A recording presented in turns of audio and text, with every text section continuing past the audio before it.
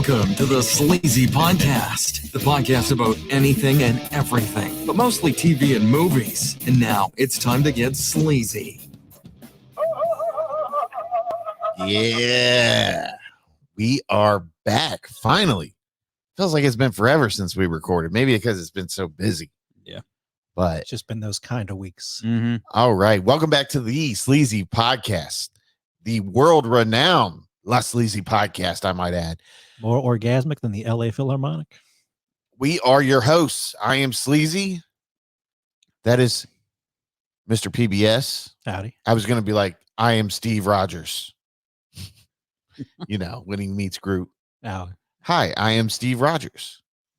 And of course, the last place host. Damn. Robzilla. He's still he's still the bronze medal. Yeah. He's still number 3. Yeah. Still on that podium. At least unless J-Bone shows up. Yeah. Knocks him off the podium. Get down, loser. I'm surprised that wasn't the case today. Yeah. Yeah. But we go to dinner and Robzilla's like, I'm going to go see if my dad needs dinner afterwards. Okay. I'm on father duty. And I'm like, why don't you just get him something to go from here and then drop it off to him? He says he doesn't want anything, but I'm going to check up on him just in case. Mm-hmm. Gotta do my due diligence. Like, he's got a phone, Rob. If he's in need of attention, he'll call you or text you. Oh. He texted me. I was like, is this a fucking doppelganger? I said, there's no way he's texting. He's got fingers, bro. He knows how to work them. You need some food, Dad? No, just give me back an OnlyFans. I got some bitches on there. Get me on POF. Would you, Robbie? Baby God damn bear. it. This is a 15th profile I've created for you. So, and you were, and we're running late, obviously. Well, it won't be obvious to them. Yeah, but for us, it's obvious. They'll be oblivious. So, go ahead and, what has sparked this 40-minute delay? Over 40 minutes, because we've been here since like 8. Yeah. My own ineptitude. Yeah. Isn't that always the worst?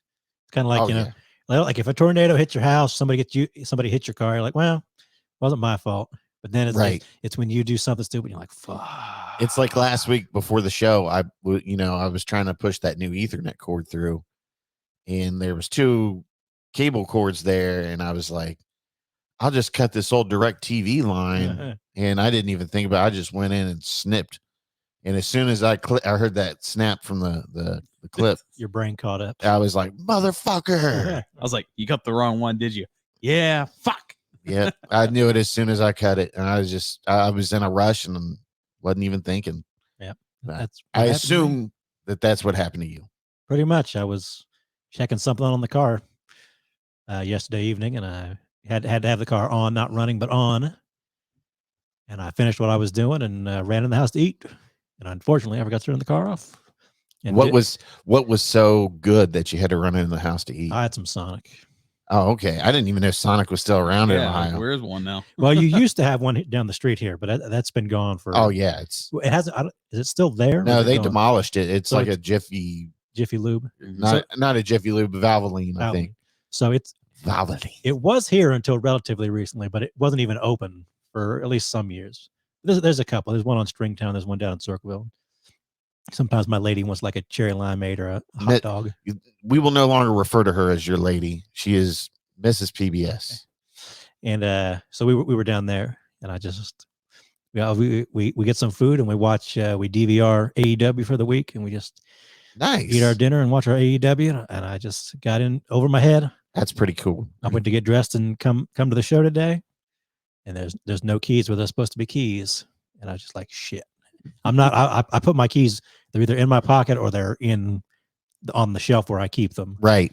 And when they weren't there, I was just like, took me 1 second. Like, did I put them down upstairs because I went to eat? No. Did I leave them in the car? Oh, they're in the car. Did I leave them in the car or in the car? I'm like, shit. And I went out. Went out to the garage, opened the door. None of the lights came on. I'm like, damn it. I knew that right then. It was in the ignition. You knew that you at that moment you knew you were fucked. Right. I bet you look like the Ben Affleck meme where he's like, yeah, where he's smoking a cigarette outside that might be my spirit animal in general, but I feel like I physically look like that. I think this might be. It really was. It was terrible. So sad. Son of a bitch. Oh, hold on a second, Robzilla. Oh, I'm so sorry, sir. Hold on. Need one of these. There we go. Cheers, buddy. Cheers, sir. Here, cheers with the Mountain Dew Zero. And I've got my Mountain Dew Zero and a. That's I've got- delicious, by the way. I've got my summer freeze 0. There we go. This stuff it's crack. It's delicious. It is. I like when I have a conversation with Sleazy. He's like, I just had a rough day. He said, I just need a fucking Coke Zero. He said, they got crack in that shit. I was like, I told you, dude. Oh, today it was like I can't wait until we get to record and I can crack open a Reds or a Mountain Dew hard. And man, I have had That's good. these past 2 weeks have been incredibly busy for me. Yeah. Like I have had no time to myself. I'm exhausted. And like if I had my choice today, I would be sleeping right now or laying down watching a movie of some sort. But I mean, I didn't for up until like 2 days ago, I was thinking it wasn't podcast week. yeah. Because I was thinking I was going to try to sneak in and see Guardians one day. And I'm like, nah, I got another week to do it for you. We really haven't been talking about anything. Like we've posted stuff Right. in our group, which by the way, I need to pull that up. But man, I've been so busy.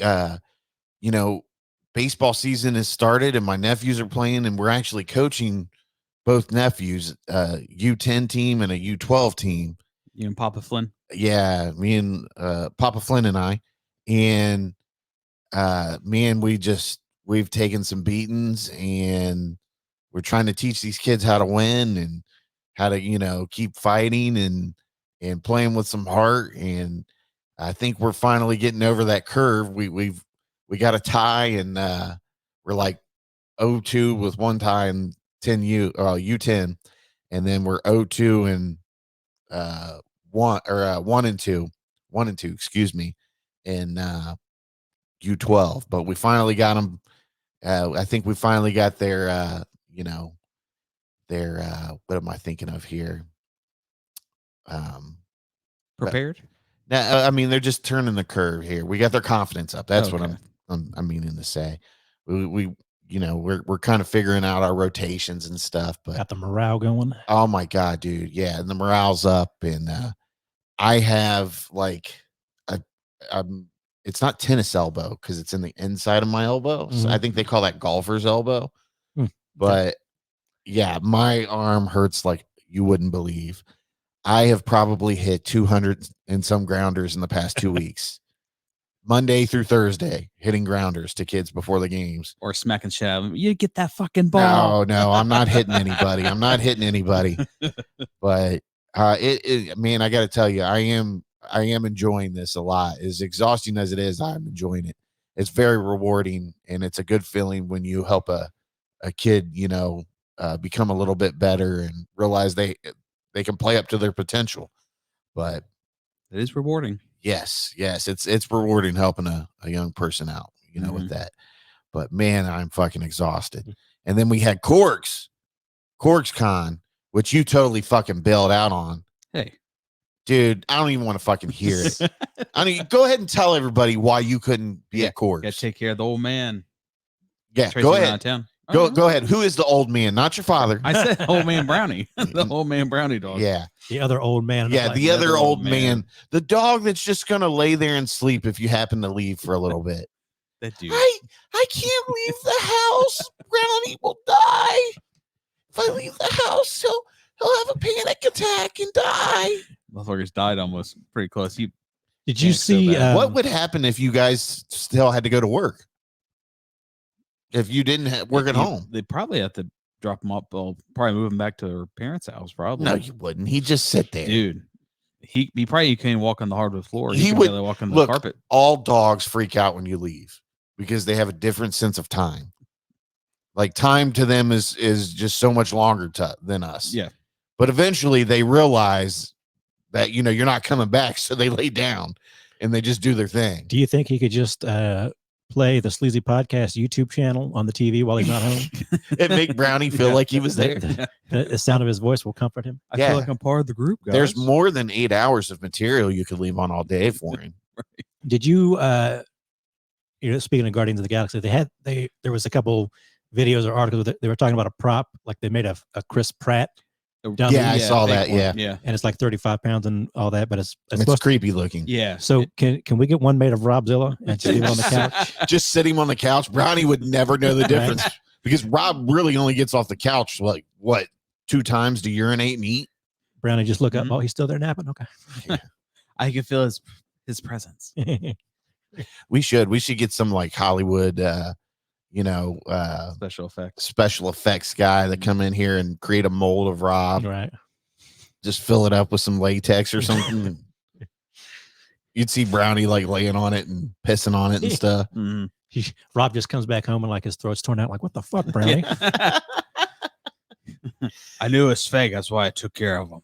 Oh man. Yeah, so CORGS CON. For those of you that don't know what that is, it is, I want to say it's like the first ever retro. Central Ohio Retro Gaming. Yeah, whatever. Central Ohio Retro Gaming Society convention. But it's like the first ever retro gaming convention in Columbus, I want to say. I don't know if I'm 100% true on that. It could be. I mean, it's been around for a while. Yeah, but it's not gotten extremely big. But I want to say there was probably anywhere from like 2,500 to 3,000 people there. It was out the Laushi building on the Ohio State Fairgrounds, and we set the Nerdco booth up there. No thanks to Robzilla. And I had my part-time helper, Jason. Mm-hmm. I love Jason to death. He's the muscle man. He helps carry all the heavy stuff in when, He's the mule. at the end of the day. But I mean, I loaded most of the truck up. I sent him to go get Chipotle Friday night so we could eat before we went and set up. Right. But literally, I mean, setup was like 4 to 10. I had to work till like 4:30. Mhm. So as soon as I clocked out, I started getting things ready. Then he showed up, and I think we got it packed by 7, the van, and we ate. And then we drove down there, and we drove through a fucking monsoon. Yeah. I couldn't see anything on Wow. 71 North. Hmm. It was raining so hard, and I had to wait like 10 minutes before I could even think about walking inside because it was just pouring that hard. I mean, there's a couple of days that week where it rained pretty good. Yeah. But I mean, luckily I was able to pull inside the building and unload instead of unloading outside. And oh man, we busted our ass getting that booth set up. I mean, we only had like 2 hours to set up. Mhm. So we built the grid wall, we set the cases up, all that. I put the t-shirts out and the nice little t-shirt display we have now. I was giving Brownie some filet mignon at the same time. Brownie and I were watching Candy on Hulu. We were watching True Crime Mysteries and eating our Wendy's double stacks because Brownie only eats the finest hamburger. The finest meats. But anyway, so we got out of there about 9:40ish. And then, you're so pumped up from getting the show set up. I couldn't sleep or shit. I was all pumped up. You know, you got to be up tomorrow to Yeah. go do Yeah, it. but I mean, luckily, I will say this: CORGS doesn't start until like early buyers is 9 instead of 8. 8. Yeah, so I mean, it was an extra hour of sleep. Yeah. But man, we got absolutely demolished. I Yeah. want to say this was one of the busiest shows Nerdco's done. It's good. Good. So I mean, we were fucking busy. People were, I mean, just giving me their credit cards to buy stuff, and I was like, oh my god, this is insane. And it was just Jason and I all day. And for a portion of it, so you could say it was just Jason and I, but Jason just randomly gets up and leaves Right. like every half hour. He likes to look around. Yeah. Well, and he goes to the bathroom and whatnot. And then He's he like gets a superhero. He's like Spider-Man. he gets distracted on his way back into the, but which is fine. I'm not, it's not like I'm paying Jason $20 an hour to be Right. there for the week. And I'm giving him, I pay for food and he hangs out and gets to go visit the show. But I mean, I can't say a bad thing about Jason. Jason's always there to help. He never complains. He always offers help. So Need some help, buddy? yeah. Hey, buddy. What time's the show? Again, listen to him talk. It just makes me happy. I don't know what. Oh, he's awesome. He's the best, dude. There will be no one better than Jason. No. That's never. all I'm going to tell you right now. When he calls Robzilla one and only, there is one and only Chuck. But they had guests too at this CORGS Con. Mhm. And first of all, I just want to give a big shout out to Gary that runs CORGS Con. Gary Carnucci, he's always super polite, super nice to us. He hooks us up. And I always make sure I thank him for the opportunity after every show. But they had the guys that did, I guess they're brothers, but they did the animations. They were the guys that did Raiden and Johnny Cage. I remember seeing that from the original Mortal Kombat. And then listen to this. I got to tell you, what is his name? His name's, well, you get like on his thing, it says Mr. Boom Shakalaka. Mm-hmm.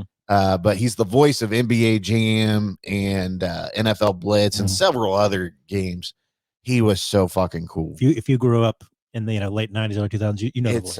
You know the voice. It's Tim something. Hold on a second. I really liked NFL Blitz too back when it was out on the 64. But like playing NBA Jam back on the day in the Sega or the SNES, I mean, you knew that voice. Oh yeah, he's on fire. From downtown. Boom shakalaka. Downtown. But anyway, it's Tim Kitzrow. But it's super cool guy. Finally died down at about 5:30, and I was able to sneak away from the table. And we did so much. I was like, it was like $30 for his autograph. You got 2 autographs for $30 and a selfie. I didn't know you got a selfie until I got up there, and I was like, oh dude, my phone's at the booth in case they need to do credit cards. I'm sorry, dude. Don't worry about it. And he was like, who should I make this out to? I was like, well, he asked me who I was, what my name was. I was like, Eric or Sleazy, whatever you want to call me. And he was like, well, who should I make the autograph out to? I was like, Sleazy. You know, I mean, things that are valuable to me, I get addressed to Sleazy. Right. And anything that I would, care to pass down to somebody, I don't get personalized. But he was real cool.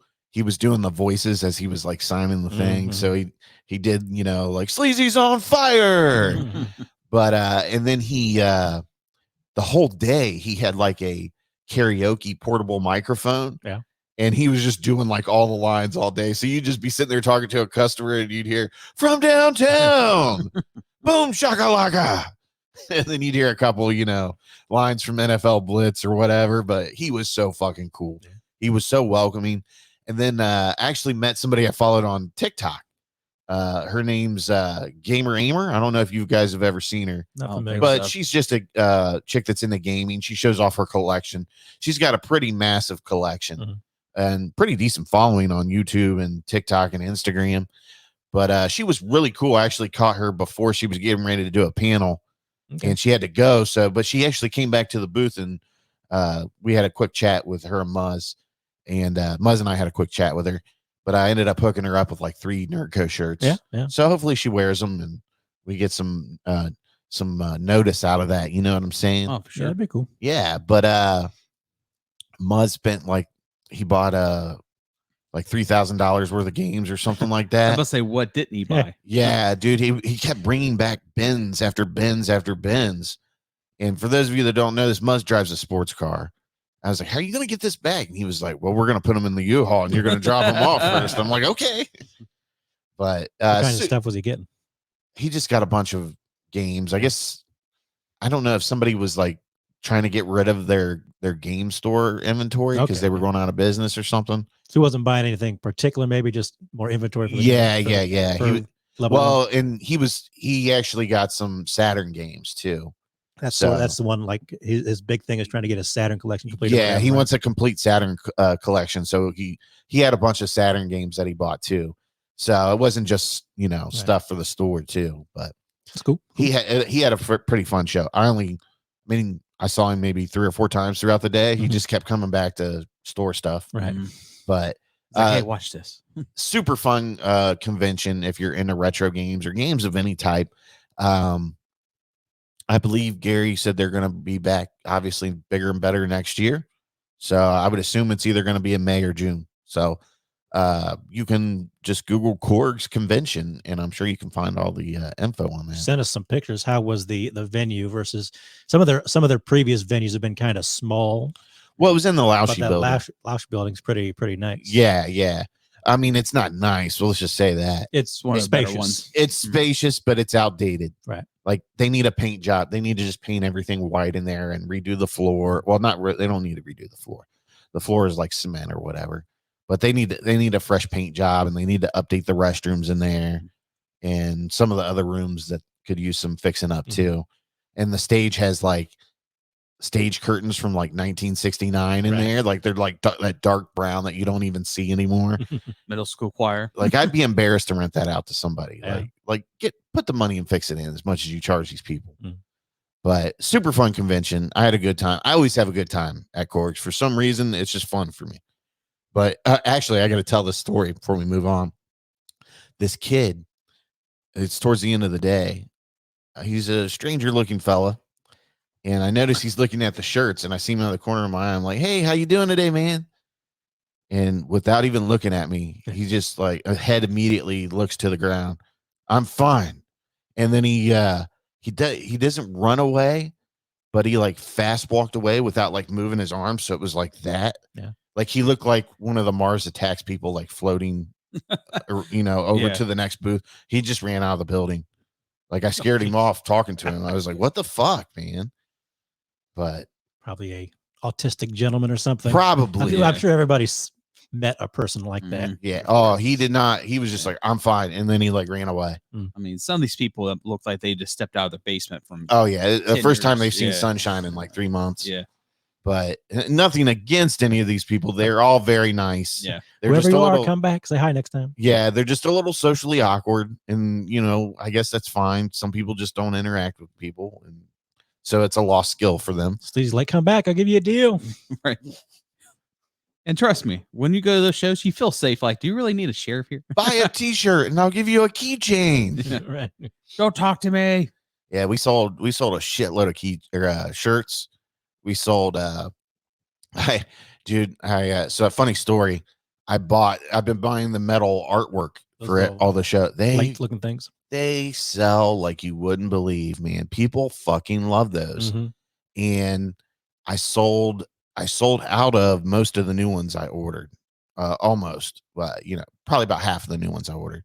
One of them though was Michael Jackson's Moonwalker. Mhm. Sega, is it? I think it was, well, I think might have been on both systems. Sega Genesis. from what I recall. Yeah, Sega Genesis, I Yeah. believe. Yeah, it's either that or Atari or something like that. No, it's Genesis. I Is remember. it Genesis? Yeah, I remember the design for it. It was Genesis. But, I had it. So Yeah, I sold out of those. I mean, people were just and Jason totally hooked and sunk this last sale. Yeah.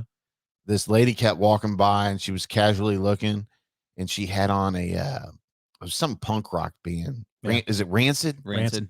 And he saw her shirt and he goes, hey, is that a punk rock band? And she just was like immediately started talking to Jason. And he probably had a 20-minute conversation with her. And right at the end, she was like, you know what? I want those last two Moonwalker things because I've got friends that love that game. But anyways, Sweet talker. when we put those out, a kid walked by in the morning and he was like, that looks like Michael Jackson. Like, well, if you could read, it says Michael Jackson's Moonwalker on it. Very observant young Yeah. gentleman. Yes. that Good is- job, sir. You get a prize. Yeah, I should have gave him a sticker for that one. But like I said, super fun convention. Okay, moving along, we got some sad news today. Jim Brown has died. He's passed on. Guy was like 86 or something. Yeah, He was in that ballpark. 87, I want to say, maybe. Hold on. Jim Brown, 87, Yeah. has died at the age of 87. For a football player, that's pretty good. But he didn't play too long. I think he retired at like 30 or something. Oh yeah, he was like the year after they won the championship and they won in 64. He retired in 65, and then he went right into acting. Yep. And he was a big part of activism and stuff like that, and civil rights movement. He was a part of that. He was a big supporter of Muhammad Ali when he didn't want to go to the Vietnam War when he was drafted. Jim Brown, man, what a stud though. I always enjoyed him in just about every movie I ever saw him in. Mm-hmm. I always thought he was great. Yeah. But very sad to see him pass. This one's from CNN.com. Hold on a second. I will pull this up for our YouTube viewers if it doesn't. Oh, it didn't freeze on us. Thank God. Not yet, anyway. All right. From CNN.com. Jim Brown, the transcendent athlete, actor, activist who ran roughshod over the NFL and its record books in the 1950s and 1960s, and won multiple MVP awards before retiring abruptly at age 30 to focus on civil rights movement and a career in Hollywood, has died. His former team and his widow said Friday he was 87. It is with profound sadness that I announce the passing of my husband, Jim Brown, Monique Brown wrote on Instagram. He passed peacefully last night at our LA home. To the world, he was an activist, actor, and football star. To our family, he was a loving and wonderful husband, father, and grandfather. Our hearts are broken. The sole team Brown played for, the Cleveland Browns, tweeted, "Jim Brown forever." Look at that. It's a great picture of him. I shared a picture on one of our, I think it was our wrestling group, of him just covered in mud. Yeah. But legend, leader, activist, visionary. It is impossible to describe the profound love and gratitude we feel for having the opportunity to be a small piece of Jim's incredible life and legacy. We mourn his passing, but celebrate the indelible light he brought to the world. Our hearts are with Jim's family, loved ones, and all those he impacted along the way. If I pass early, will you guys write something nice about me like that? About all the people you impacted on the way. Yeah. All the people I pissed off on Facebook. And Brown was inducted into the Pro Football Hall of Fame in 1971. Yardage isn't the big thing. Having your team win the championship is. That's what I worked for, winning the championship, and this requires a certain standard of performance, Brown said, according to the Hall of Fame webpage honoring his career. Before leaving the game, Brown made his film debut in 1964 in the Western Rio Conchos. He surprised sports fans 2 years later when, at the height of his career and following threats of fines by his team's owner and fines for missing days of training camp, Brown, the reigning NFL MVP, announced his retirement from football from the set of the World War II film The Dirty Dozen. He appeared in more than 50 film and television projects in the years that followed, most recently Draft Day in 2014. Look at him. Look at that stud, man. I could have played longer. I wanted to play this year, but it was impossible, he said in 1966. According to Sports Illustrated, we're running behind schedule shooting on the Dirty Dozen set, for one thing. I want more mental stimulation than I would have playing football. I want to have a hand in the struggle that is taking place in our country, and I have the opportunity to do that now. I might not a year from now. You know, people always bitch about like LeBron and athletes today speaking their mind and using their platforms, but people don't realize like athletes were doing this back in the day. They were using their platform to speak up for injustices and whatnot. You know, back then, sometimes just being black and speaking up was enough. No matter what, Right. no matter what you said, just the fact that you, right? I mean, the gumption to say it or whatever. He gave up a football career where he could have just shut up and made his money, and he left to be an activist in the civil rights movement. And along with that, he was trying to pursue a Hollywood acting career. So, I mean, that takes balls, especially in that. I mean, they could have blackballed him from Hollywood. Yeah. I mean, they could have just told him to fuck off. So that took guts to do what he did. I applaud him for that. Hey, man, when I say Jim Brown's the dude, I really mean Jim Brown is the dude. Yeah. Well, think about it, how they still talk about him in football. Yeah. And he hasn't played football in what, 50 years? Yeah. You know, the definition of a living legend. Yeah. Just for football. Brown also made his mark as a civil rights activist, and by working with inner city gang members and prison inmates. I remember seeing that on like a documentary. In June 1967, Brown organized the Cleveland Summit in support of Muhammad Ali, who refused to be drafted for the Vietnam War. Other famous black athletes attended, including Kareem Abdul-Jabbar, then known as Lou Alcindor, or is it Alcindor? I don't know Kareem Abdul-Jabbar by his regular name. I've not heard it before. Yeah. When I was 20, Jim Brown invited me to attend the Cleveland Summit, Abdul-Jabbar tweeted Friday. This was my first public support for Muhammad Ali, and it was the first of many steps I would take as a civil rights activist. Jim's dedication to fight for equal rights was a lifelong effort and something that enabled me to maintain our friendship for over 50 years. The world and I will miss him greatly. In 1988, Brown founded the Ameri-ICAN program, an organization dedicated to stopping gang violence and helping individuals take charge of their lives and achieve their full potential. His commitment to making a positive impact for all humanity off the field is what he should be also known for. Cleveland Browns owners Dee and Jimmy Haslam said, in the time we've spent with Jim, especially when we first became a part of the Browns, we learned so much from him about the unifying force sports can be and how to use sport as a vehicle for change while making a positive impact on the community. Jim broke down barriers just as he broke tackles. He fought for civil rights, brought athletes from all different sports together to use their platform for good. Many thought Jim retired from football too soon, but he always did it his way. But Brown also made news for his own legal issues. Brown went to jail in 2002 after refusing the terms of probation for misdemeanor charge of vandalizing his wife's car 3 years earlier. After turning down counseling and probation, he was sentenced to 6 months in jail and served 4. After his release, Brown told reporters, according to the Los Angeles Times, incarceration doesn't work. It doesn't make our communities any safer. Hey, you tell him how it is, Jim. In 1978, he spent one day in jail for beating and choking his golfing partner, Frank Snow. I shouldn't have talked shit to him, man. Brown was also fined $500 and received 2 years probation. There were other more serious charges, including a rape accusation, but that case was dismissed due to inconsistent testimony, and 2 assault cases that went to a jury resulting in acquittals. Can't keep my man down. Come on.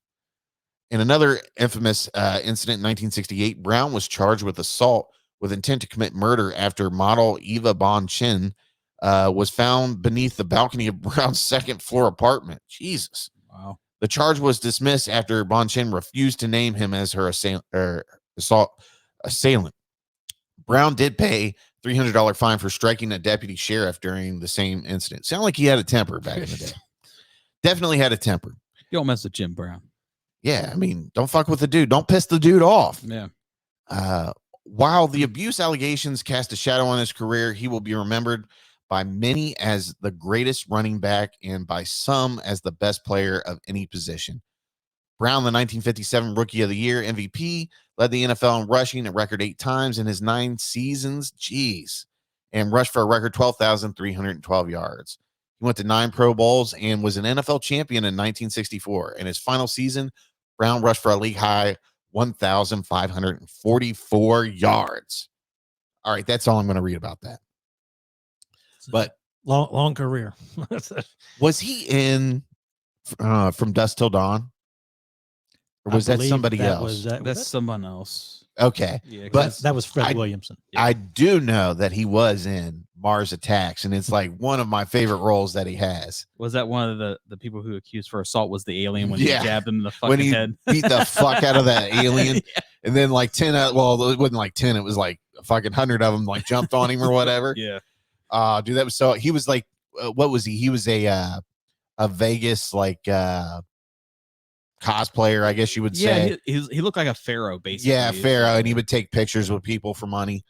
But that was such a great role for him. And that was actually up for, I think, for best fight on the MTV Movie Awards. I'm not sure if that one won, but that shit's hilarious. Oh man, dude, he was so awesome, man. And he's in probably one of our favorite movies, the Running Man. Yeah, he was in Running Man. And what my personal favorite, I'm gonna get you, sucker. Yeah, because young Chris Rock. I mean, he did a lot of shit, man. Yeah. He was a great dude. Aside from the beatings and stuff like that in his early days. I was one of the like in between stations on like 10.5s or whatever. Yeah. Plays Chips, and that just reminded me because it mentioned the Chips. There was an episode I saw not too long ago with him in it, and it was him. And I was watching it, and there's like these people on roller skates and they're like ripping off people on the boardwalk or whatever. And Jim Brown is one of them, and Fred Williamson's one of the other ones. And I don't remember if they skate in the episode or if they're just like the hired guns to kind of come in there and help rip people off. But I think they both skate. And I remember seeing both of them show up in the episode. I'm like, holy shit! It's like, oh The my episode God. it had Jim Brown, Fred Williamson, and it had Leif Garrett, the who back then would have been like a teen pop idol. Yeah. So I'm like watching an old show like that, and just see those many people should be like, damn. He played in a lot of, he was in, was it a couple episodes? What was the one Bill Cosby show where he was a agent? I don't know that one. You don't know that one? Mm-mm. I Spy or something like that? I've heard of it. But Yeah. Then I think he was in a couple episodes of TJ Hooker, and it's just, I mean, the list goes on and on. Yeah, he's movies, bunch of. If you go to IMDb, he has a shit ton of credit. Go to IMDb actually, and or I don't know why I'm telling you. I got a computer in front of me. Let's just see how many credits he has as an actor. IMDb. A lot. Does it give you a number? I'm going to IDB because I was looking at his IMDb, not IBD. There we go. Not a stomach disorder. Here's a trivia on IMDb. Never missed an NFL game in his career due to injury.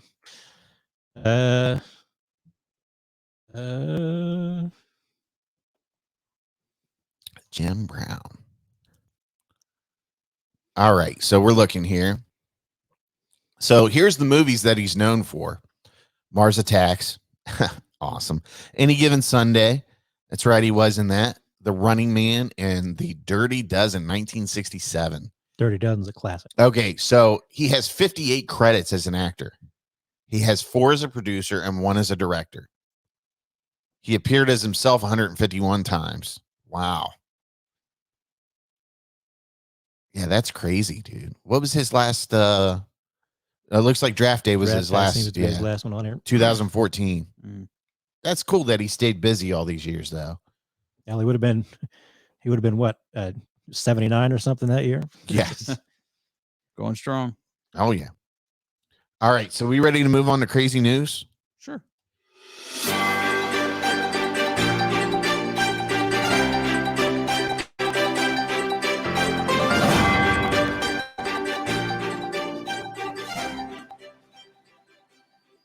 All right. We are now at crazy news with Mr. PBS.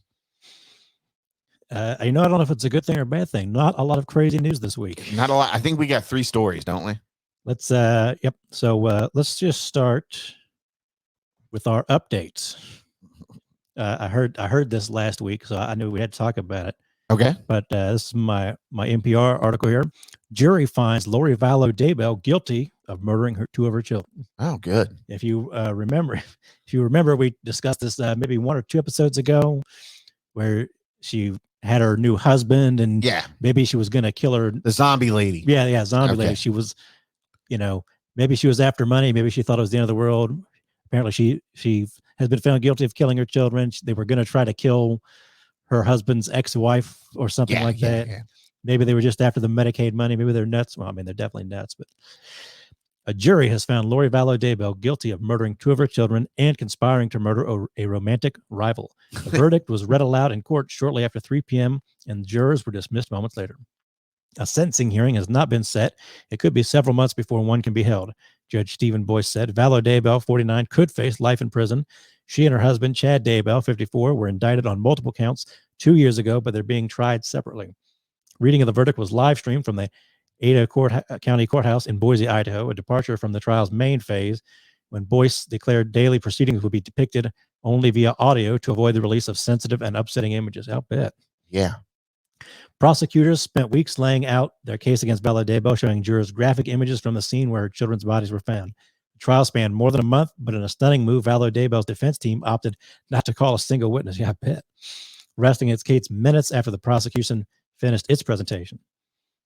The jury began deliberating Thursday afternoon on a case that has attracted wide attention. Prosecutors cite Vallow Daybell's religious beliefs about zombies and a looming doomsday as partial motives for the alleged murders of her 2 youngest children and her husband's previous wife. Here's a brief recap of the history and trial. They were indicted in 2021. 9 criminal charges, including murder and or conspiracy charges, and 3 deaths. Accused of killing her 2 youngest children. The children's bodies were found in June of 2020, buried on property in Rexburg, Idaho, owned by Chad Daybell.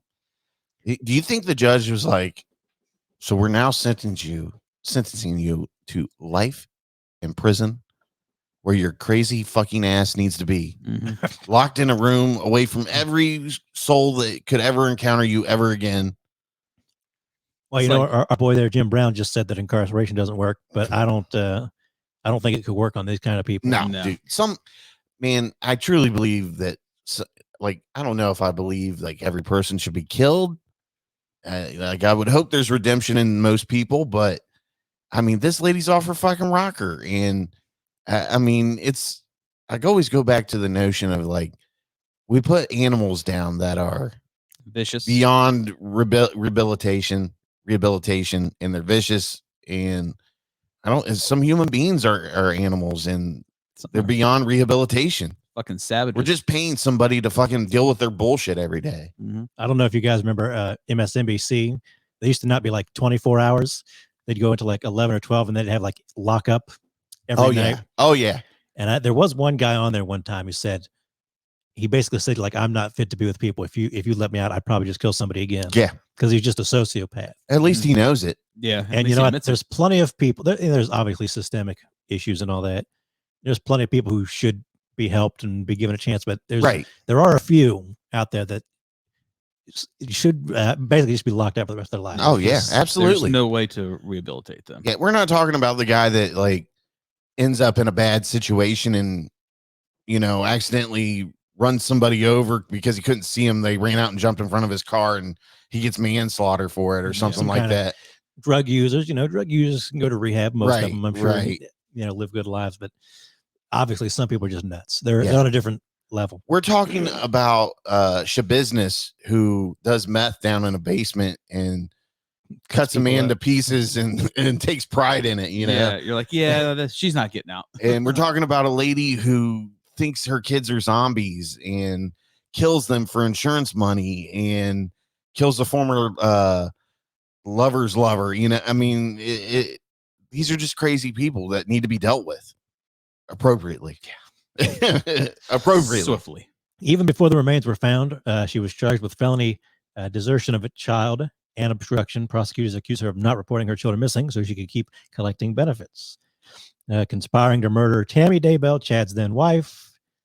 In a separate case in Arizona, Valo Daybell was indicted on conspiracy and murder charges for allegedly arranging for her brother, Alex Cox, to shoot and kill her fourth husband, Charles Valo, in July of 2019. Alex Cox died in December of 2019 of what was determined to be natural causes. State called dozens of witnesses, repeatedly showed jurors those images. I'll spare you some of the details. Yeah, I think we can move on from that. I think you get the point. Yeah. You can check out our previous episode if you want some more of the details. And also documentaries on Netflix as well. So it's on Netflix. I gotta fuck with you, dude. I'm sorry. Fuck ever. Much of the evidence in the trial has been circumstantial, including scores of text messages from her phone. But a DNA expert also testified that a hair stuck to a segment of duct tape on one of the kids' bodies was found to be a match for his mother. Rather than call its own witnesses, the defense tried and failed to get the judge to rule that the prosecution didn't present enough evidence to ask the jury to render a verdict. Your Honor, we don't believe the state has proved its case, so the defense will rest. Defense attorney James Archibald said on Tuesday, but Boyce ruled that there was sufficient evidence to proceed. I think that's code for we ain't got shit, Your Honor. Prosecution says Valo and Chad, their entire relationship entwined in a deadly criminal conspiracy they sought to justify with fantastical beliefs, rather than simply starting a new life together after they met in October of 2018. All right. Closing argument, blah, blah, blah. Valo went from being a suburban mom in yoga pants to someone caught up in extreme subculture. How would you like to kill zombies with me? It'll be they got the darkness in them. It'll be a great hobby for us in the evening. Defendant used casting that involved prayer and energy work. I think we talked about that. Oh, yeah. So, They also stated their mission was to rid the world of zombies. And then, of course, we got the money involved where she got the benefits. Of course boosting of life insurance and all that. So there you go. All right. Well, I think it's safe to say we can. Hopefully you enjoy the rest of your life in jail there, Lori. Yeah. All right. So You want me to take this one, or do you want to keep going? It's up to you. I don't care. I'll let you read this. I read the Jim Brown thing, so you can take crazy news. So go to the Pokemon story. We'll do Pokemon or yes. Pokemon. I gotta load it up here. There we go. I think this is from England. Man jailed. This is from Kotaku.com. Man jailed for life after beating neighbor to death with bag of Pokemon cards. You called me a fucking nonce. Come out here and fight like a man. Oh yeah, that's not from America. Yeah. I don't even know what that means. Do you? No idea. That's like that. I'm just slang. Maybe I'm assuming it's like a coward or something, or bitch, something equivalent of that It's not nature. so bad that they like censored the word. They censored effing but left nonce. So Yeah. it's not super duper bad. Doesn't this look like a guy that would kill his neighbor with a bag of Pokemon cards? I wouldn't say Pokemon cards, but he would kill someone. Yeah. 31-year-old British man Andrew Haig has been sentenced to life in prison after being found guilty of the murder of his neighbor, 50-year-old Simon Wilkinson. The men, both residents of an apartment building in Sheffield, quote, had got into a dispute after Mr. Wilkinson accused Haig of being a pedophile. Okay. With the British spelling. Pedophile. Pedophile. That's how they Peter. say it. Pedophile. If you've ever seen the IT crowd, Mr. Pedophile. It's pedophile, not pedophile. According to ITV, Haig, who had a history of mental problems, shouted, "You called me a fucking nonce. Come out here and fight like a man," before attacking Wilkinson with a bag filled with boxes of Pokemon cards. Oh, shit. Another report on the BBC says they were tins of cards. Tens. Oh, okay. Okay. That makes sense that he was able to kill this man with them then. I was hoping it was just like a plastic grocery bag full of like loose Pokemon cards. Yeah. After striking Wilkinson with the bag multiple times, Haig believed he was committing an act of mercy, picked up a piece of wood, and began attacking the victim in the head, inflicting catastrophic injuries. Wilkinson was pronounced dead at the scene. Haig, who also has his previous convictions for violence, pled guilty to the murder earlier this year and has now been sentenced to life in prison with a minimum sentence of 17 years before being eligible for parole. The court was told that Haig had a history of contact with mental health services and had not been taking his prescribed medications, but it was nevertheless decided his mental illness was not severe enough for a defense of diminished responsibility of insanity. The judge overseeing the case recommended that Haig remain at Rampton, a high-security psychiatric hospital in Nottinghamshire, where he has been held since his arrest. A statement from local police after the sentencing from Detective Inspector John Fitzgibbons said, "No sentence passed can ease the grief and pain that Mr. Wilkinson's family and friends have faced daily since he was murdered. But I hope that with the conclusion of our investigation and legal proceedings today, they feel that they now have some justice for their loved one." Yeah. It's still crazy. He beat a man to death with Pokemon cards. He got beat to death by a Pikachu. Yeah. Do you think he was like, gotta catch them all? The guy was probably like, "I wish I was in America and had a gun and I could kill Mr. Wilkinson and his whole damn family. Yeah. Instead, I'll settle for these tins of Pokemon cards." I mean, how's he gonna say that in that's what's prison, wrong too? with America. Lack of creativity. Yeah. It's going to be. We're so quick to just grab the gun instead of, grabbing a tin of Pokemon something cards. that's in the household, might be in a bag. 10 of Pokemon cards. Can you imagine, like, we enact strict gun legislation in this country, and somebody's like, "That man killed a person with Yu-Gi-Oh cards. The Second Amendment must apply to Yu-Gi-Oh cards now." Right. Should we take away our freedom to play Pokemon now? I mean, seriously, people, let's get the facts straight here. Let's rethink this here. Bring it back. That was Pokemon cards don't kill people. Mentally ill people with Pokemon cards. I would need to put a limit kill on high people with capacity Pokemon Pokemon cards. You're only allowed to own like a package of Pokemon cards and No not tins tins. and no boxes. Sir, are your Pokemon cards registered?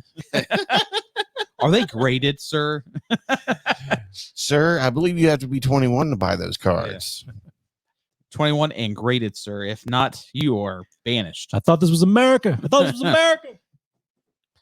All right. Moving on to our next article Back here. to guns in America. Mm-hmm. A 12-year-old is charged with murder in the shooting of a Sonic restaurant employee. Speaking of Sonic, Yikes. A 12-year-old is charged with murder in the shooting of a Sonic restaurant employee in Texas last weekend, according to police. Matthew Davis, 32, admonished Angel Gomez, 20, for being disorderly in the parking lot of the Keene, Texas restaurant at about 9:40 p.m. last Saturday. I read in a different article that apparently Angel Gomez was peeing in the parking lot. Oh, okay. Urinating. A physical altercation ensued. Then the juvenile suspect, who is unnamed because they are minor, allegedly shot Davis multiple times from the back seat of Gomez's vehicle, the Keene Police Department said. Davis was transported to the hospital where he died. Apparently, the young gentleman fired 6 times, according to another article, I believe. Shit. The juvenile suspect's age was confirmed by the Johnson County Sheriff's Office, according to the Dallas Morning News. Gomez and the child, both from Fort Worth, about 28 miles from Keene, fled the area, but Gomez eventually returned to the scene. Law enforcement tracked and arrested the child in Rio Vista, about 14 miles south of Keene. Police confiscated several firearms from the minor. Both Gomez and the boy are now in custody and being charged with murder, police said. Yikes. So that's kind of messed up. That's what happens when you don't get your cherry limeade. Do you think he missed happy hour and he was just like, fuck this? It's like, fuck it, going on a blaze of glory. Oh, yeah. That was what initially drew me to the story was like murder. Like, it's a pretty big charge. I get it. Obviously, the kid got the gun out of the car with the intent to shoot the guy, but that seems more like it'd be sort of like crime of passion, kind of crime of the moment kind of stuff. Mm-hmm. Hey. Things you do for Sonic. You know what I'm Yeah. saying? He needed a chili dog, man. Mm-hmm. To soothe the beast. Fuck, man. Sonic just making headlines on this show. God damn, get the Winchesters. There's a fucking curse on that place. Yeah. All right. Moving along. This is our last article of crazy news. Do we have another one? Yeah. Or, oh, no. You just, Yeah, this is we your already debut. did. Yeah, we already did Lori. Okay, then we're done. Yeah. We're done with crazy news. Lori really covered the crazy spectrum for us. Really. Yeah, she Yeah. did. Yeah, I Psychopath. didn't notice that you covered that right away. Guess I wasn't paying attention to this. I just saw NPR here at the bottom. Man, just a crazy thing there with that lady. Yeah, quality over quantity. So we didn't have a lot of crazy news articles, but we got Lori back in there again. All right, so we're going to talk. We got 2 segments left here, so probably about 20 minutes left. Yeah. So I'm just going to go, what you watching? What you watching, Robzilla? What am I watching? Well, I just finished the Winchesters. I was behind it with Tracy. Shut up, fat ass. I think everyone's done with the Winchesters. Didn't they get canceled now? Yeah. it Yeah, got the canceled. Winchesters is done. Yeah. They gave them fuckers the boot. Yeah. I'm not sad by that. Let me That ringing endorsement for the show right there. Yeah, right. I did start Candy. I haven't finished it, but I did start Candy on Hulu. And then I've been watching this show called Creeped Out. They're 25-minute stories. It's almost got a Sounds terrible already. 1 star. 1 star. 1 star. They're not bad. It has a very I'm trying to think of the word for it. You're fucking me up. Never mind. Where never mind. Never mind. Where's the show located? It's on Netflix. Okay, It's that's called Creeped Out. So it's short stories. So, he doesn't cough anymore, so he's gonna. yeah, I know. Because he ripped the Yeah, thyroid you out. really haven't coughed since you've had your thyroid out. It was that fucking Yeah, tumor, man. that tumor is It fucking was that. killing It's me. not a tumor. It's not a tumor. It is a tumor. It is a tumor. It was 2 tumors making me. But I know I've been watching that, which is not bad. And mostly movies. So I've watched some old school classics like Dawn of the Dead, which is fantastic. Yeah, Zack I mean, Snyder's. Dawn of the Dead is the best. I mean, that's like 2004 and still holds up to this day. Oh yeah, I like that one. You watched the Yeah, you remake, just did you? watched it. Yeah, You it's just okay. watched it. I like it a lot. Did you think it was a far departure from the original? Yeah, I mean Romero was Romero. I mean, Yeah. he's one of the But I mean, it's the same it's formula the though. same plot. It's zombie apocalypse. They get stuck in a ball. There was I probably watched the same version as Rob. Was the theatrical. I guess the director's cut is maybe like 10 minutes longer Yeah, I have the director's and cut on has digital. like more character development stuff. So I'd like to check out the director's cut at some point. But the theater's okay. So, did you watch anything else, Rob? Trying to think of all this. I've kept track of what I've been watching in Letterboxd, actually. Have you, Rob? Yeah. You sure about that? You sure about that? Are you sure about that? I did watch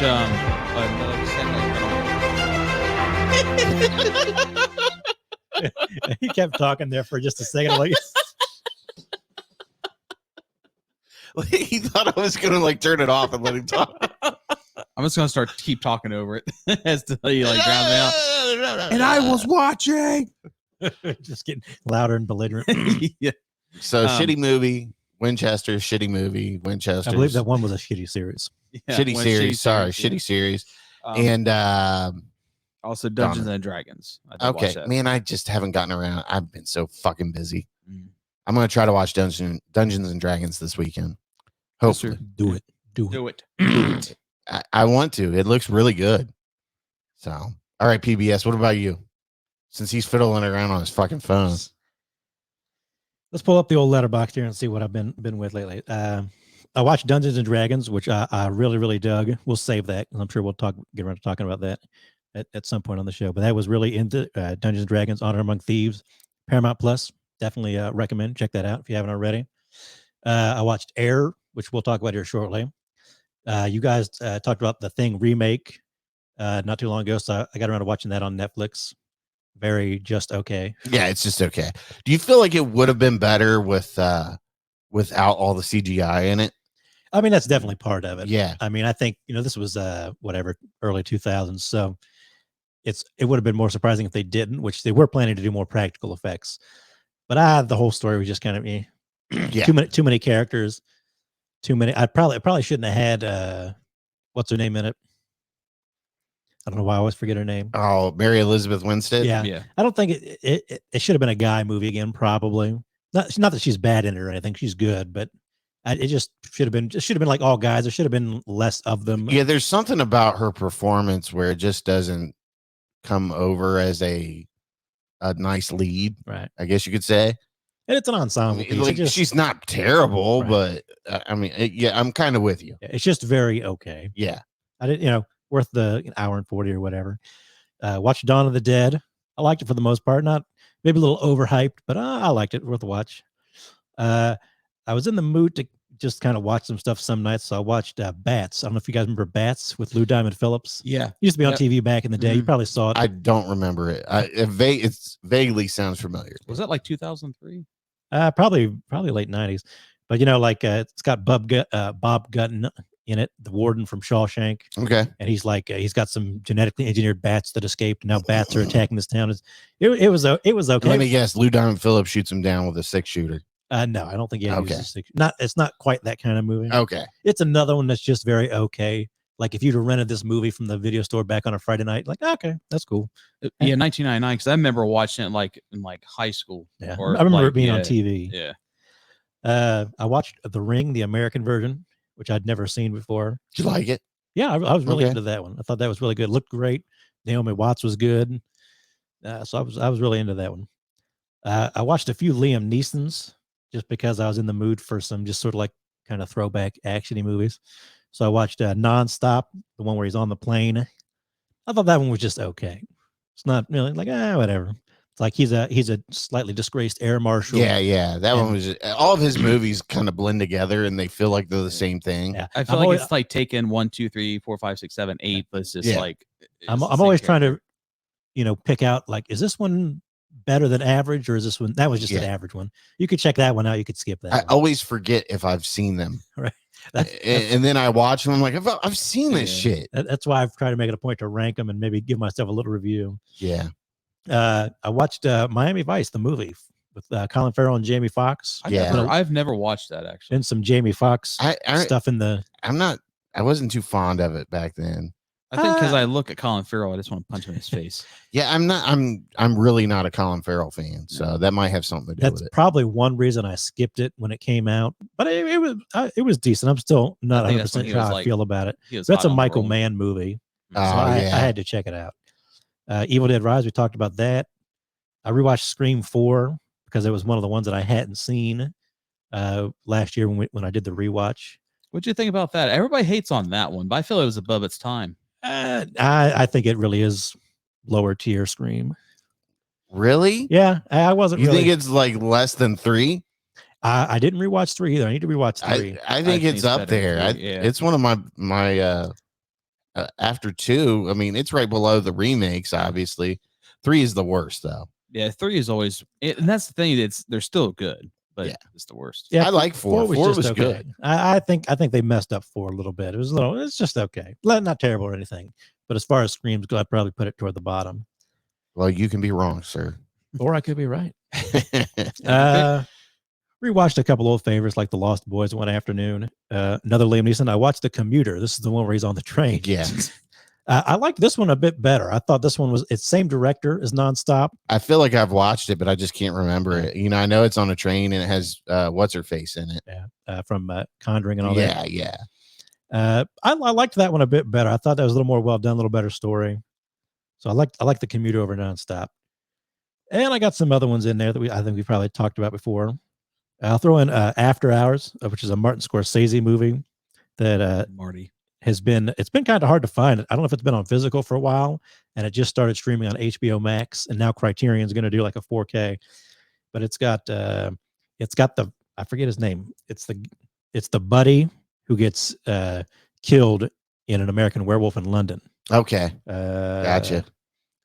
Griffin Dune. I always want to call him Dominic Dune. Griffin Dune. And he like goes to meet a girl on the other side of town in New York, and he like loses his money, so he can't pay the cab, and all this kind of crazy stuff happens to him. It's got a lot of familiar faces in it. It's got Stephen Rea, I think, who plays the dad in Home Alone, and it's got what's her name, who plays the mom in Home Alone. It's a lot of familiar faces. Okay. Definitely worth a watch. I'm getting ready to gear up for some like Hong Kong action movies. I just bought me like a Jackie Chan collection and a box set that's got a couple Michelle Yao stuff in it. So I saw something where they're gonna go forward with a Karate Kid 2 with him in it. Yeah, I don't know about that. Why? I passed on the first one. I'll definitely It's probably like, pass. why, on Jackie? Yeah. Why, Jackie? And I've been trying to get through Picard season 3. I think I still got like 2 or 3 episodes to go, but I've really been loving Picard season 3. Picard season 3 is solid. There's a minor spoiler alert, but like Worf shows up in like episode 2 or 3 and kills the hell out of some people. I damn near jumped out of my chair. He's like, hell yeah, Worf. Worf is awesome. Worf is like, isn't he? Worf in the original TNG is kind of like, sometimes he's good, sometimes bad, but like Worf is like one of my favorite things about Picard season 3. I saw a TikTok where somebody was like, Worf is like the shittiest security officer ever, and it's like this montage of him getting beat up on the deck. So little redemption for Worf on this one. And I've been watching, I don't know, do you guys remember Remington Steele at all with Pierce Brosnan? Yeah. I remember it used to be on like TV here and there, and maybe I'd watch pieces of a rerun, but it's become like one of my background shows lately. Oh wow. Where Remington Steele is a detective agency, and Pierce Brosnan is not actually Remington Steele. He's a con man pretending to be Remington Steele. Okay.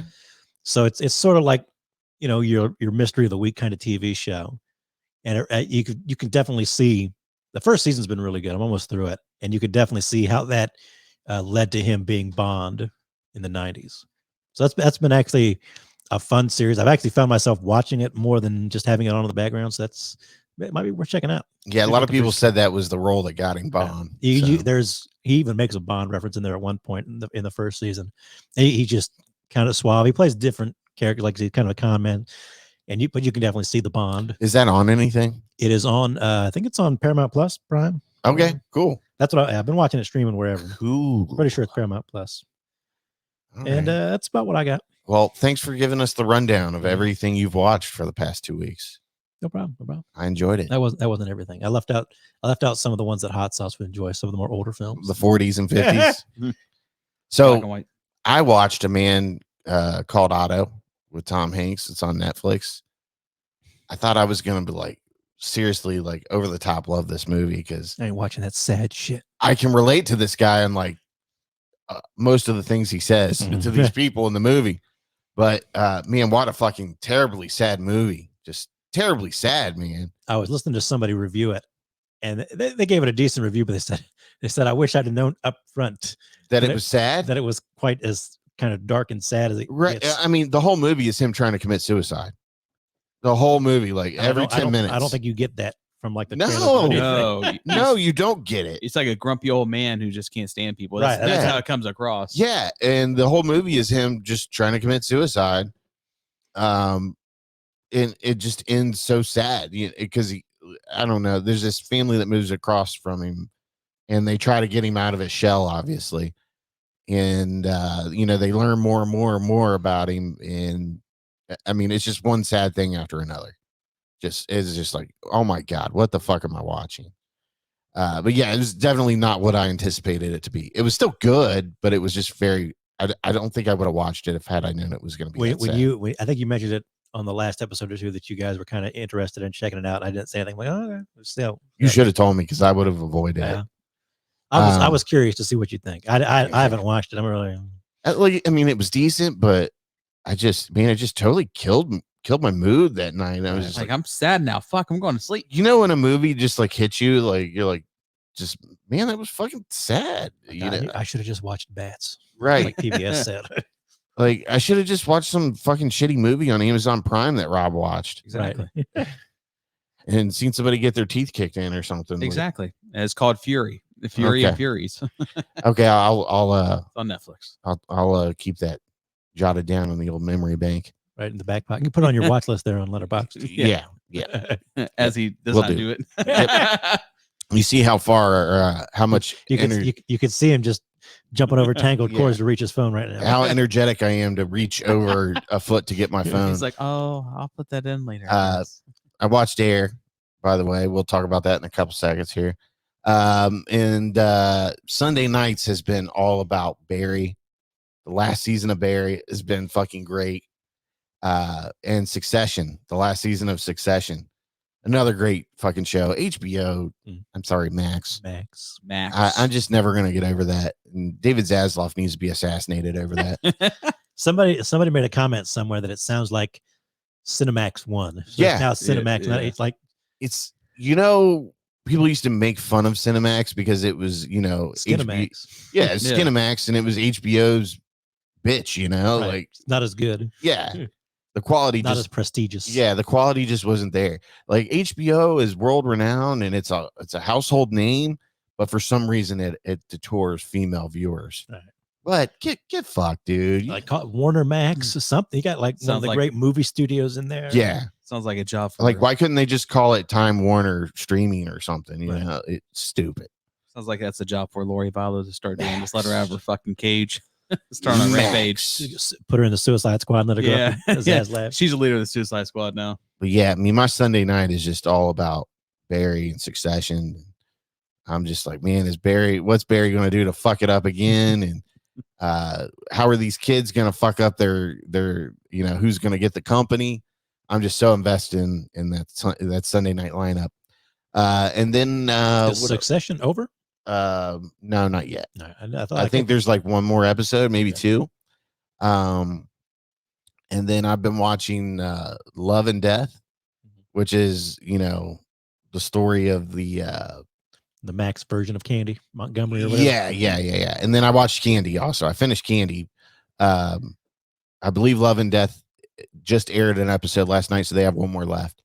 But I'll finish that up, obviously, probably next week. But I will say this, after watching both of them, Love and Death is definitely the better production and better actors. Mhm. And not that Candy has bad actors in it. I mean, it's got what's her face and then Pablo, Biel. whatever, Jessica Biel. Pablo something. I looked that up, Rob. It's Levi. It's Schreiber, I think it's pronounced, but it's Levi Schreiber's brother. So Pablo, Yeah. Pablo Yeah. Schreiber or Yeah. whatever. Look it up.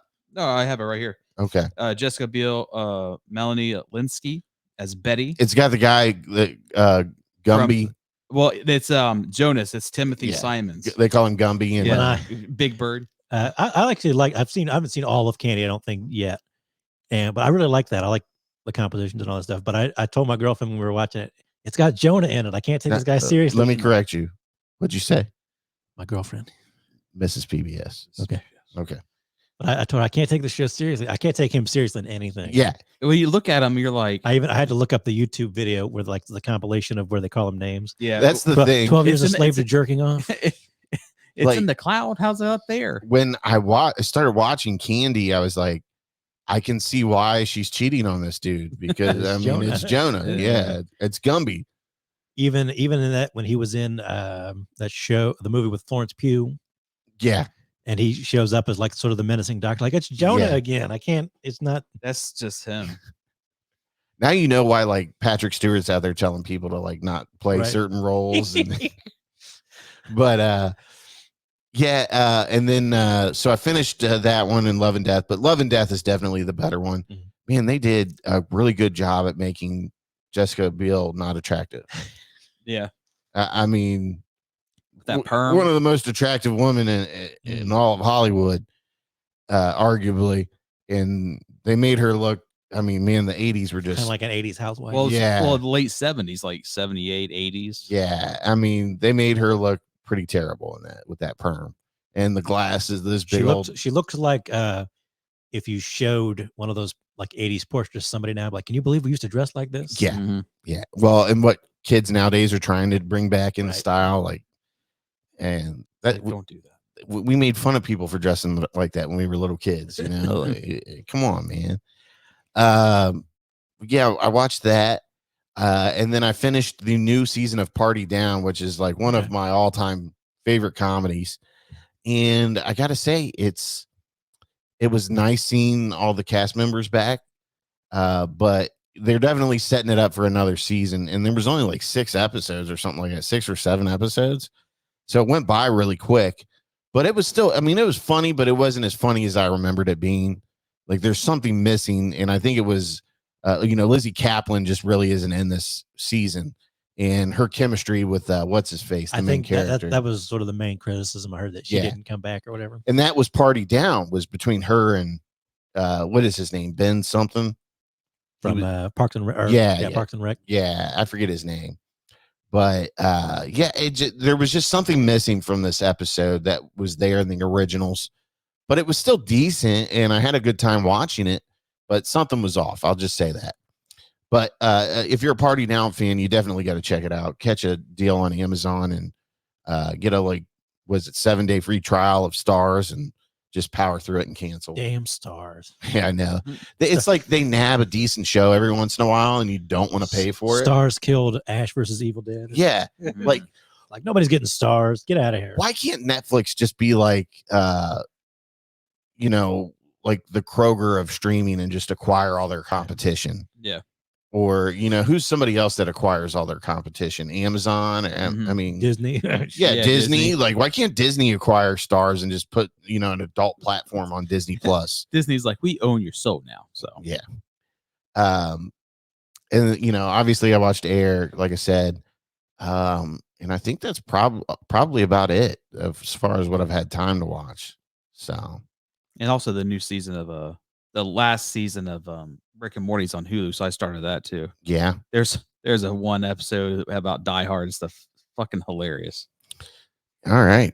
Well, so we're going to move on to our last segment of the episode, and that is Air, which you can check out on Prime Video. And A microphone is just a microphone until Robzilla puts his lips to it. yeah, Is that what it is? We're just Love trying to get a piece of your greatness over here. we should get, I wonder how much it would cost to get an AI generated speech of Matt Damon giving that speech, to but Rob. like have it as like, the Sleazy Podcast, like it's just a microphone until Sleazy and Mr. PBS and Robzilla, get behind it and start speaking. Right, that'd be funny. I bet I just wonder how much it is. Those AI things all Yeah. cost money now, it seems like. That was But probably one of the best speeches I've seen in a movie. In a oh while. man. So I gotta say, the movie overall is kind of slow. It's Yeah. very slow pace, but man, does it fucking pay off when Matt Damon gives that speech, his character Sonny. And for those of you that don't know what Air is about, it's basically about Nike signing Michael Jordan before his rookie year into a shoe contract for their basketball division. And at the time, Nike isn't what Nike is today. They were number 3. Yes. So, Adidas was number 1, right? And then think so. Converse was number 2, Yeah. which Converse had previously been number 1 for years. Converse was the basketball shoe at the time. I mean, Converse had all that, the NBA stars pretty much. But Adidas was very popular in the 80s due to, you know, pop culture and rap, you know, rap icons. Like, Adolf. You know, yeah. Addy? No, it's Adolf. Yeah. Did he tell you he's related to Nazis? Did he tell you he was a, did they tell you he was a Nazi youth? Yeah. I mean, the pictures don't lie. That whole little interaction he had was really funny. Yeah. But basically it's the story of Nike essentially putting all their eggs in one basket and going after Michael Jordan and having faith that he's going to be this next generational talent and signing him to a record shoe deal at the time For a company that he's not interested in. Right. He was an Adidas man. Michael Jordan had no interest in signing with Nike. Zero. He even said it. He was an Adidas guy. He loved Adidas's. They even said after he got done playing games with North Carolina, he'd take his Converses off and lace up the Adidas's. But man, you know, like I said, it was a slow movie, but great performances overall. Well, it's a great cast. Yeah, I mean, you can't go wrong with the cast. Pretty much everybody is good in it, and everybody gets at least like a scene to be good. Yeah. Chris Tucker was really good in it, I thought. He was good. Jason Marlon Bateman. Wayans, he's in like one Marlon scene. Wayans is in like one scene. Jason Bateman was really good. I gotta take a shit. Jason Bateman's good in everything. I love it when he's sitting there in the stall, like yelling at him. Yeah. Like, we've got this for 4 players, and that's it. I just want one. Mel Turpin. What is that in there, man? It just came to me. He's like, oh yeah, Richard. Yeah, I just completely forgot your name. Man, Richard. I'm a Ben Affleck fan, man. I just got to say it. And Ben Affleck was good as Phil Knight. And he directed it. Yeah. Directed movie. Yeah. Ben Affleck just knows what he's doing, man. But I mean, the movie overall has a slow pace to it, but the end just pays the fuck off. Yeah. And sometimes the ending can make a terrible movie great. I mean, let's just say that. But the speech that Sonny's character, played by Matt Damon, gives at the end to Michael Jordan to getting to sign with Nike will literally put chills down your spine, goosebumps. I mean, you name it. Like, you sit the fuck up when you're watching it and you hear him giving this speech. Like, he just lays it out for Michael Jordan. And it's the speech that just fucking, you know, wooed him over and got him to sign with a company that he didn't really fucking want. Mm-hmm. But they obviously did give him a deal that was really sweet. Yeah. He got a portion of each sale of the a percentage. Jordan shoes. The ones that with his name on it specifically. Yeah, the Jordan shoes. Yeah. Jordan brand shoes. And it turned around and it's an empire now. Right. I mean, the Jordans alone are $1 billion shoes, you know. How much is the Jordan brand worth, Rob? Google that. I don't know why I'm telling you. I could do it now, but I don't feel like moving my arms. You're still trying to reach your phone to put that in your watch list for Letterboxd. You just haven't gotten over there yet. $5.2 billion. Generated $5.2 billion. Look at that. That paid off. How much? I wonder how much money that Sonny dude got out of it.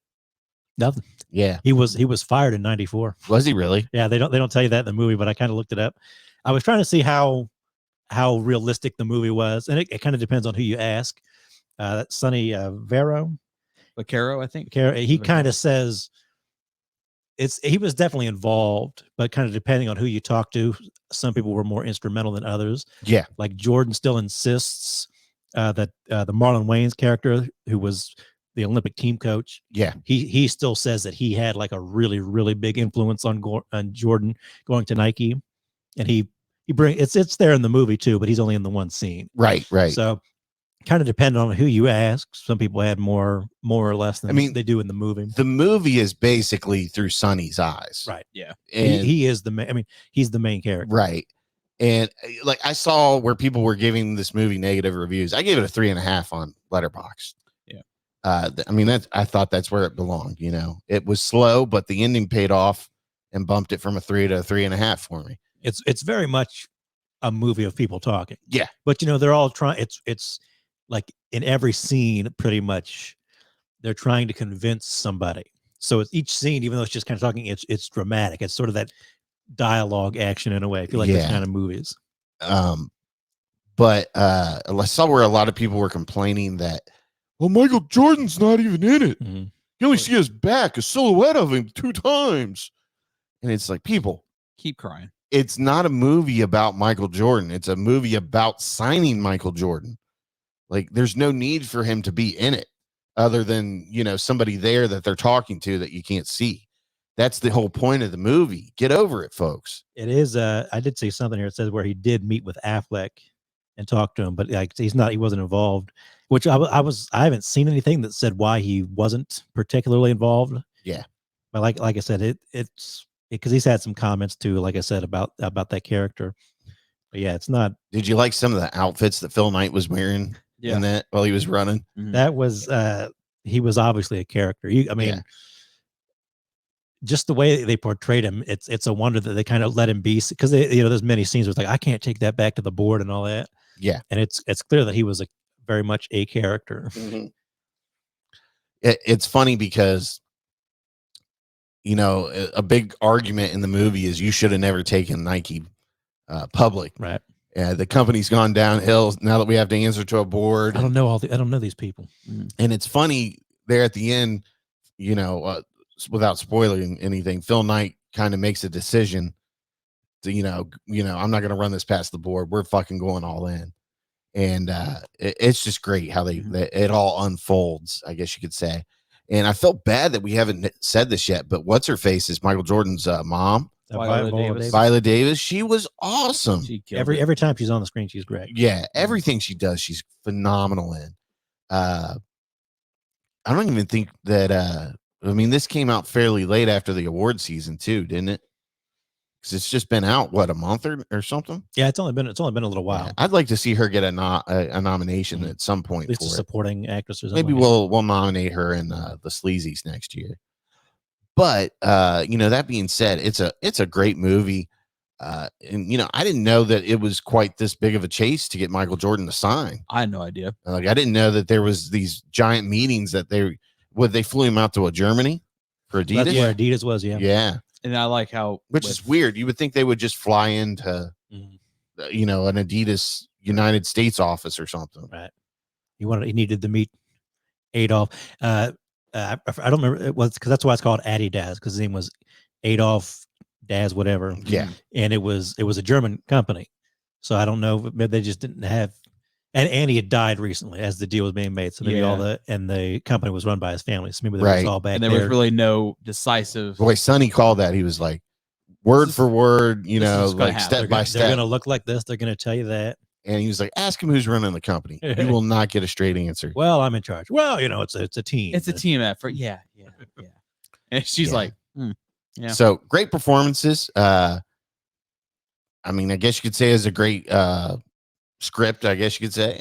There was a big article that I didn't get around to reading, unfortunately, where they paid like some really high amount of money for the script. Yeah. And they gave that guy full writing credits for it, I thought. Right. Because they changed the script around quite a bit, I heard. But the guy, I guess he was trying to get the script through, and they, through their program, him and Matt Damon have. Right. This is their production company. Yeah, to kind of give back to people that are trying to get their scripts out there. Mm-hmm. They bought that script and they gave him full writing credits for it, which was pretty cool, man. Pretty cool. But yeah, great acting. It's a good script. It's a little slow how it develops, but the movie pays off and it ends phenomenally. You like the characters, so you don't mind spending the time with them. Yeah. You don't mind investing your time in that. Exactly. But yeah, I gave it 3.5 stars on Letterboxd, so that is above average for a movie. Check it out on Prime Video. Air. The story of signing Michael Jordan. This is just from the Wikipedia. It says, although not directly involved in the film, Jordan met with Affleck prior to the beginning of production and gave the project his blessing, asking for 4 changes to the script. Jordan asked for the inclusion of George Raveling, his assistant coach on the 1984 United States men's Olympic basketball team, who was the first to recommend that he should sign with Nike. He also asked that Howard White, vice president of Nike's Jordan brand, that's Chris Tucker in the movie, and his personal friend be included in the film. Wow, you think like they wouldn't have had those characters in there? These are like great scenes. He also asked for the removal of Tinker Hatfield as a character, as Hatfield, despite working at Nike at the time, was not involved with the creation of Air Jordan. Finally, he asked the roles of his parents to be extended, and the casting of Davis to be his mother, who was instrumental in making his mind about signing a deal with Nike. That's And cool. Affleck and Damon did an uncredited script revision to accommodate Jordan Ask. That was even the guy that played his dad was really good too. Right. That's that'd be a sad moment because if you were a basketball fan at all, you knew that Jordan's dad was. I still remember when that happened. That was a big deal. It changed Michael. I mean, Michael retired after that, and then he went on to play baseball because it was his dream, and his dad always wanted him to play baseball. That was sort of his first. Baseball was like his first love or whatever. Yeah. Very sad moment. Those guys carjacked him, and didn't they kill him or something? They shot him. Didn't they ask for a ransom at some point? I don't remember if it's been so long ago. I just remember it involved. It was a big deal because it was a Mercedes he was driving or something like that, right? So that was a big deal right when it happened. It was all over the news. Yeah, I remember it being like nonstop on the news. Yeah. But I'm with you. It was really well done. It looked great. It was almost annoying. Do you think Matt Damon gained weight for that role, or did they kind of give him a little? They call him like a fat ass. Yeah, a couple like times. the whole movie is like them complaining about how fat he is, and like he's going into 7-Eleven and buying microwavable dinners every night, and his milk and his cereal. Yeah, I think it was Michael Jordan's agent, David Falk. He's like, "You're just even a fat old horse who can't do shit."